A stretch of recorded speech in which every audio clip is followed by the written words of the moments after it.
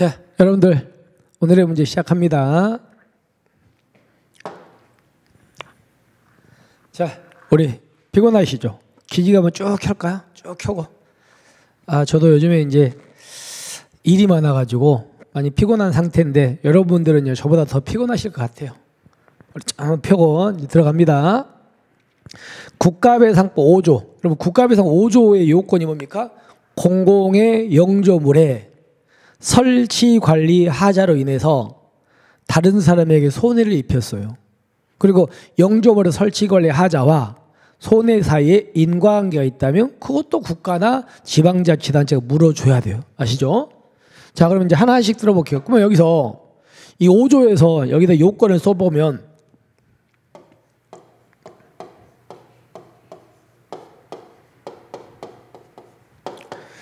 공공의 영조물에 설치 관리 하자로 인해서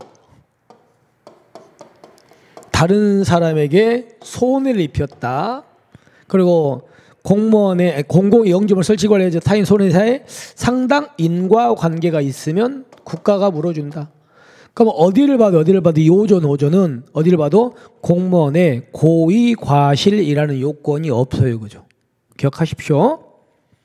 자, 그러면 여기서 공공의 영조물은 우리가 뭘 보고 공공의 영조물이라고 한다고 그랬습니까? 한마디로 공적인 물건, 한마디로 공물이야. 그러니까 공적인 물건이면 다 영조물인 거야. 그래서 공공의 영조물이란 국가 또는 지방자치단체가 의해서 특정 공공의 목적에 공여된 유체물, 밀적 설비를 말한다. 이걸 줄여서 뭐라고 한다고? 공물이라 그래. 공물. 근데 이때 이 공물은 국가 또는 지방자치단체가 소유권, 임차권 빌렸다는 거죠. 임차권 그 밖에 권한에 기하여 관리하고 있는 경우 당연히 그러면 이 영조물은 국가나 지방자치단체가 소유권자다. 소유권자는 빌렸다면 이것도 권한이 있는 거잖아.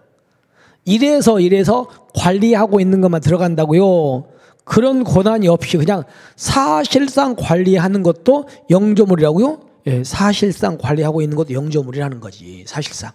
그래서 사실상 관리하고 있는 경우도 포함되는 거 맞습니다. 영조물은. 넓게 보는 겁니다. 됐죠? 그 다음에 이제 두 번째 보시면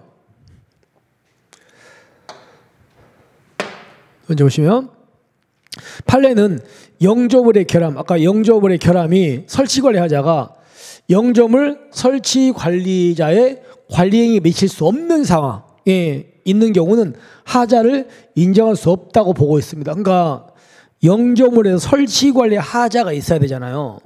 하자가 있어. 그 하자를 어떻게 보냐 이거지. 근데 우리 판례는요. 영조물 설치 또는 관리자의 관리행위가 미칠 수 없는 상황이었어요. 그러면 그때는 하자가 아니라는 겁니다. 그래서 여러분들 우리 수업 시간에 제가 이런 판례 들었습니다. 심화에서 도로가 있고 도로가 있는데 편도 1차로 도로예요. 편도 1차로 도로. 편도 1차로. 근데 이제 바닥에 쇠파이프가 하나 떨어져 있었던 거예요. 바닥에. 근데 그 떨어진 지가 이제 어떤 차가 지나가다가 그걸 떨어뜨린 거예요. 근데 떨어진 지 한 10분 정도 지났어요. 10분 좀 지났어요. 근데 그 상태인데 어떤 사람이 운전을 하고 쭉 가고 있는데 반대편에서 오던 차, 갤로퍼가 그 도로 바닥에 있는 쇠파이프 잘 모를 거 아닙니까? 오면서 바퀴로 튕긴 겁니다. 튕겨가지고 날아가가지고 맞은편 차에 운전석을 뚫었어요. 그래서 그 상대방이 죽었다고요. 근데 문제는 쇠파이프가 떨어진 지 10분, 15분 정도밖에 안 지났다고요. 그럼 그런 경우라면 그 도로 관리자의 관리행위가 미칠 수 있는 상황이 아니잖아요. 그러니까 그런 경우는 하자가 있다 없다? 하자가 없다. 이렇게 봤다는 겁니다. 그래서 관리행위가 미칠 수 없는 상황이라면 하자 인정할 수 없는 거 판례 맞습니다. 아시겠죠? 넘어갑니다. 그 다음에 세 번째, 지방자치단체장이니까 이제 예를 들어서 이런 거 있었죠. 예를 들어서 우리 도로교통법에 서울시장이 서울에서는 신호기 설치 관리권자예요. 그러니까 지방자치단체 서울시장.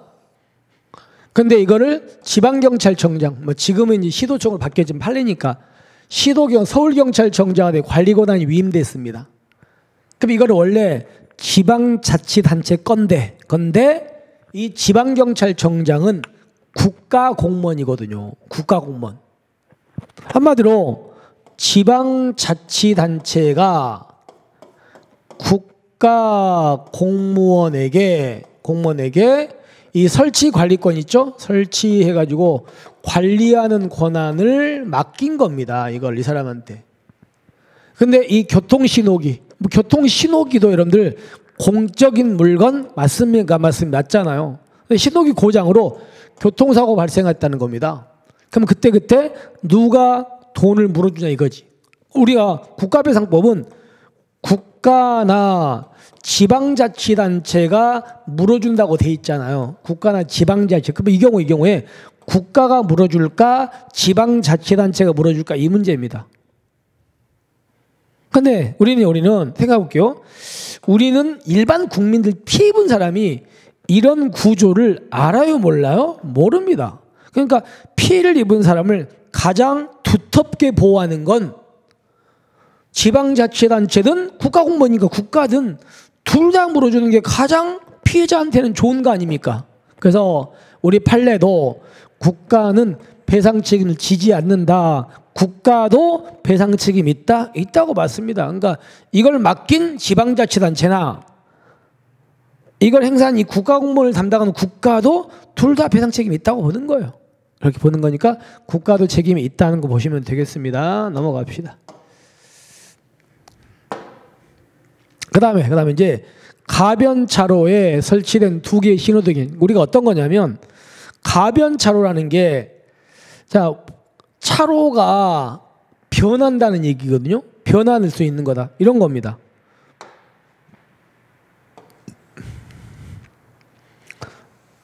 이걸로 여기다 그려볼게요. 우리가 편하게.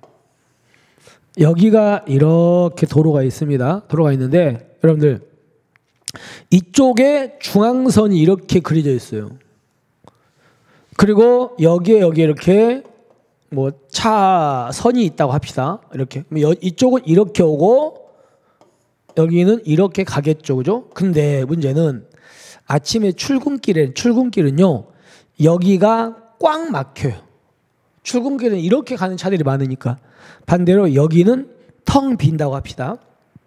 반대로 퇴근길은요. 이쪽은 꽉 막히는데 퇴근길은 또 여기는 텅 비어 있어요. 그러면 여기다가 중앙선을 그리니까 되게 비효율적이잖아요. 그죠? 그래서 어떤 경우가 있냐면요. 아침에 출근길이 이쪽이 막히니까 여기까지를 써버리면 편할 거 아니면 여기까지를. 그래서 여기까지를 이렇게 해가지고 이런 식으로 노란색으로 이제 그려놓는다는 거예요. 그래서 이쪽에 이렇게 표시가 돼 있어. 여기 표지가. 그리고 반대편에는요. X라고 이렇게 표시가 돼 있어. 그러면 우리는 출근길은 여기까지로 써먹으라 이거 아닙니까? 그럼 반대로 퇴근길은요. 이쪽에 이렇게 그래가지고 이쪽에서 이렇게 표시가 돼 있고 여기는 X. 그럼 여기는 퇴근길은 이렇게 가지 말고 이렇게 써먹으라 이거잖아요. 그러면 결론적으로 중앙선이 이렇게 달라지는 거 아닙니까? 출근길은 여기가 중앙선, 퇴근길은 이쪽이 중앙선이 되겠죠. 교통량에 따라 가지고. 이런 걸 우리가 뭐라고 한다고요? 가변차로라 그래요. 그런데 이 가변차로에 만약에 예를 들어서 이쪽과 이쪽의 반대 쪽에 만약에 동시 신호가 들어와 버린 거야. 이건 안 되잖아요.